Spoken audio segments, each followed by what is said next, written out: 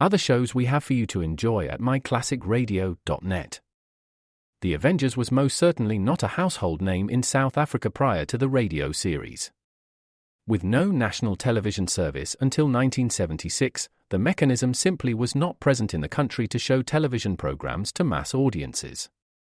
While many other countries reveled in the filmed adventures of John Steed and company, South Africa was not equipped to join in the fun.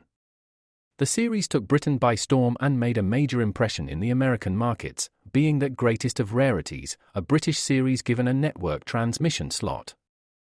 However, as a filmed series, rather than a videotaped one, The Avengers was able to gain a modicum of exposure in South Africa through film rentals. Come and listen at myclassicradio.net. Other shows we have for you to enjoy at myclassicradio.net. 21 Precinct was a police drama broadcast on CBS from July 7, 1953, to July 26, 1956. It initially served as a summer replacement for My Friend Irma. The show was produced in cooperation with the Patrolmen's Benevolent Association of City of New York and adaptations from True Criminal in New York. The Policeman's Point of View. Historically, the 21st Precinct had been located near Gramercy Park, Manhattan. In 1929, the department reorganized the precinct numbering, and 21st designation was discontinued. No such precinct existed during the run, nor does a 21st precinct exist. However, the fictional precinct's territory closely corresponds to that of the Upper Side's 23rd precinct since 192. Come and listen at myclassicradio.net. Your Coca-Cola bottler presents Claudia, based on the famous play and novels by Rose Franken. Brought to you transcribed Monday through Friday by your friendly neighbor who bottles Coca-Cola. Relax, and while you're listening, refresh yourself. Have a Coke. And now, Claudia. Don't tell me you're finished with your newspaper. I'm finished. Well, miracle of miracles, you've only read it half an hour. It's the age of speed. Mrs. Norton, do you realize that the whole summer has gone by and we haven't been to the summer theater once? That is true. Please, don't make it sound as if the whole summer has gone by and nothing as important as going to a summer theater has taken place. Mama, what was the important thing about this summer? You have added to the family. Mama means the rooster. Oh, but he's such a little rooster, he hardly counts. And it seems to me I acquired a grandson sometime around the early part of July. Mama means Bobby. Such a little Bobby, he hardly counts. I think for an old lady like myself, Tottering. I think it's been a pretty full summer. Still, we haven't been to the summer theater. And it's practically just around the corner. Only 12 miles around the corner. Oh, that's a pretty near corner for Connecticut. Tell me this, what's the use of living in the country if you don't squeeze every last ounce out of it? Are you calling the Eastbrook Summer Theater the last ounce? He is. More than that, it's not summer without a summer theater. As long as we know it's there, it's summer. That's not enough for me. I have to see it personally. Don't tell me, Mr. Norton, that you want to go out for another evening's entertainment. Don't mind if I do. But just the other night, we almost went to the movies, and now Claudia, again... don't look now, but I think your husband is turning into a very going-out man. That's Darling, me. are you saying this because you think I'd like to go to the theater? That you'd like to go happens to be a coincidence. The fact is, I'd like to go. Honestly, you don't have to go for me.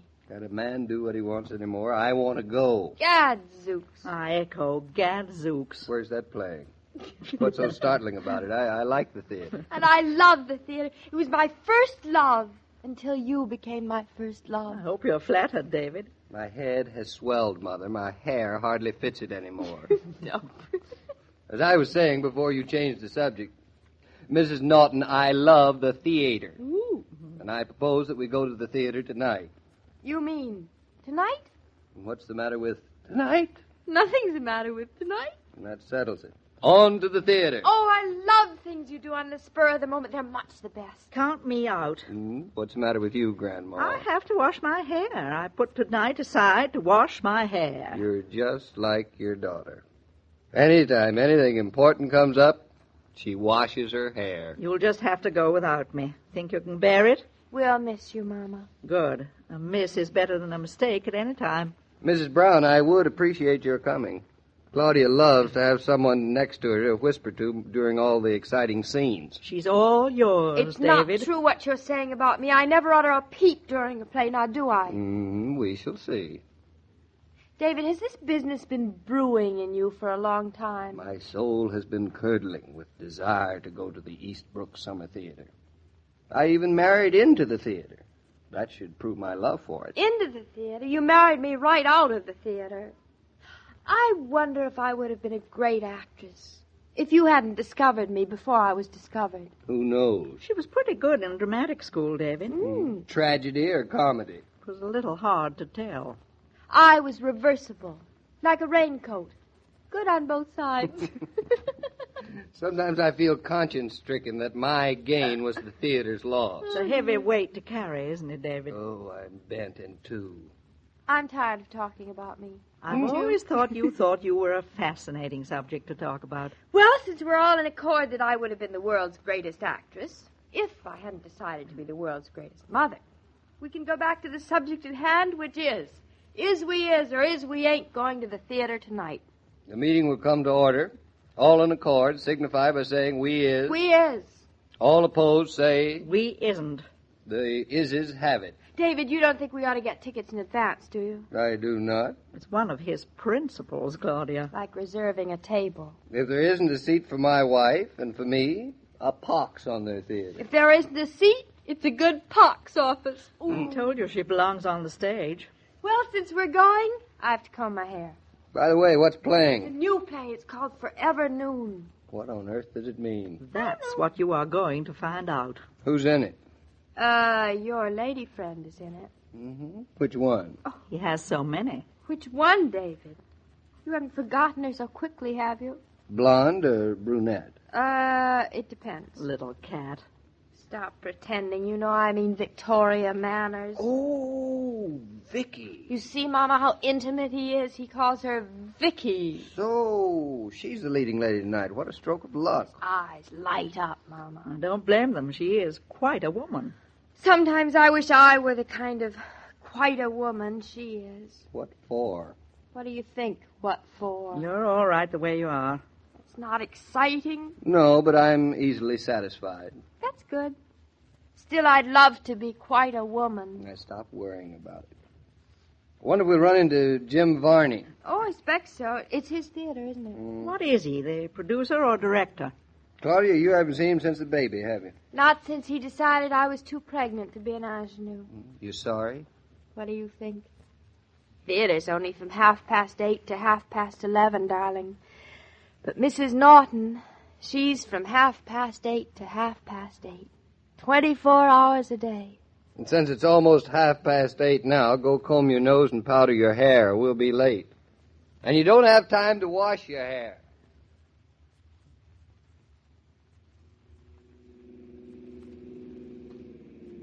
Well, we're almost here. Mid-makeup and mosquitoes. Oh, hurry, hurry, hurry, David. Well, we've got plenty of time. Just take it easy. Heavens, there are lots of people here. And cars. Usually, in all the summer theaters I've seen, there are more people on the stage than there are in the audience. I hope we can get seats, darling. Stop worrying about it. We'll get seats. Oh, I'm in luck. Here's a place to park. Right in the middle of a 10-acre field, a cow pasture. Moo! Better not be so funny. We may have Bossy in the back seat before the night's over. Here, step down. Oh, thank you. Listen, David, seriously now. How do I look? Let me take a look at you.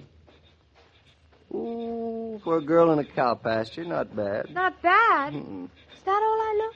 Yeah, you look like you. What more do you want? Oh, lots more.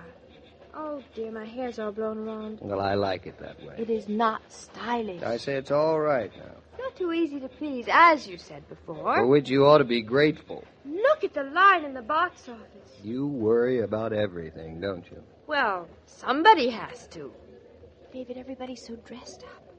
Now, you stand over there. I'm going to purchase ourselves 2 seats in the 3rd row center. Optimist? And don't move. How can I move? I'm hemmed in.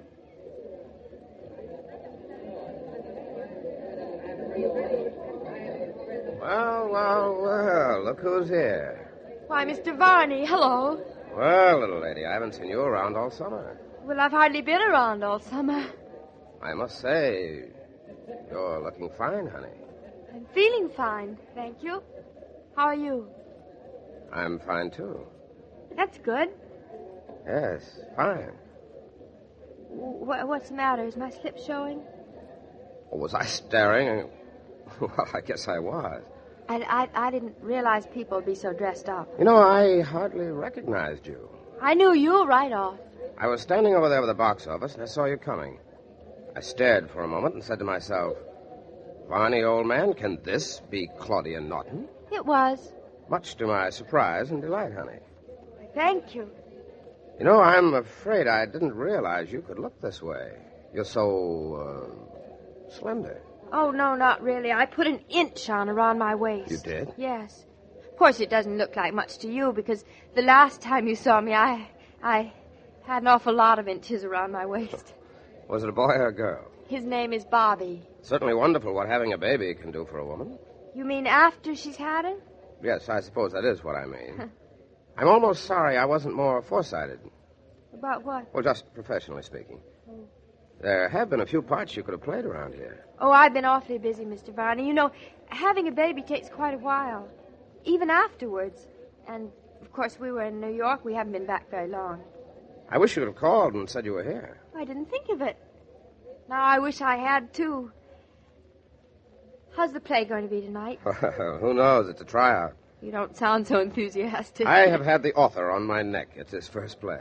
Oh, well, I think anything Victoria Manners is in is bound to be a success. Well, I hope you're right.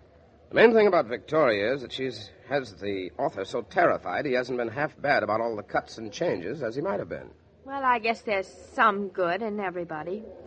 You have a sharp tongue, too. What do you mean? Oh, excuse me. I'm sorry. Claudia. David, you remember Jim Varney, don't you? Well, I certainly do. Hello. I was just telling your wife it's good to see you again. Well, it's good to see you. Looks like you're having a very successful summer. No tickets, David? No tickets, not a one. Oh. Well, isn't that wonderful for you, Mr. Varney? You don't mean that we're sold out. That's what the man behind the bar said. Well, I guess we might as well go home, darling. I'm sorry. Oh, don't be silly. How are you supposed to know? David, aren't you delighted for Mr. Varney that the theater's going so well? Pleased as pie. I don't think David's as delighted as you are. I think he has the layman's point of view. We people of the theater appreciate good box office more than anything else. Don't we, Claudia? Yes, we do. We? And don't look so discouraged. Jim Varney always has an ace in the hole. Well, aces aren't going to do us any good, Mr. Varney. Would a couple of seats in the third row center? On thin air? Here are the tickets. They're yours. Oh, I always keep a couple for special friends that might drop in. How... Now, take them, you two nice people, but be sure you laugh in the right places and clap where you should. I'll clap until my hands are blistered. Look here, I want to pay for this money. No, you owe me nothing. But I owe you something. Us? I owe you congratulations. Oh, you mean my son? Oh, no, anybody can have a son, but Mr. Norton, you have a wife. And she's quite a woman. Yes, quite a woman. All right, now have a good time, and maybe we'll get together after the show. Well, thank you. David, don't look at me like that. I'll look at you any way I please. Is anything wrong? When a man has a wife who's quite a woman, nothing is wrong. Then I am quite a woman after all. Why do you think I married you? The very thought of having a party is enough to give some women the jitters. They look ahead to planning, shopping, preparing food and serving, and the pleasure of having people come over is almost gone. They could spare themselves the turmoil by having simple food plus plenty of ice-cold Coke. Everyone likes Coca-Cola, and the pause that refreshes puts people in a party mood. And a smiling, untroubled hostess is the first rule for a successful party. Do your entertaining with Coca-Cola and watch the pleasant results. Say, Mr. King, why didn't you warn me? Warn you? Of what, Mr. Varney? Well, about Claudia. I had no idea that she was so, well, you know. Well, live and learn, Mr. Varney. Oh, I'm awfully glad I did. And don't be discouraged with yourself because you think Claudia pulled something over on you. David's still learning, too. He is? He's going to have a fine lesson tomorrow. Now, what kind of a lesson can a husband get? A baseball lesson. That's a new one. Be around tomorrow and get a few pointers for yourself. Oh, I think I'd better. Oh, hey, it's curtain time. I'll see you, Mr. King. You bet, Mr. Varney. Every day, Monday through Friday, Claudia comes to you transcribed with the best wishes of your friendly neighbor who bottles Coca-Cola. So listen again tomorrow at the same time. And now this is Joe King saying au revoir. And remember, whoever you are, whatever you do, wherever you may be, when you think of refreshment, think of Coca-Cola. For Coca-Cola makes any pause the pause that refreshes, and ice-cold Coca-Cola is everywhere. These broadcasts are adapted for radio by Manya Starr, and the entire production is supervised and directed by William Brown Maloney. And now, here's a word from your friendly neighbor who bottles Coca-Cola.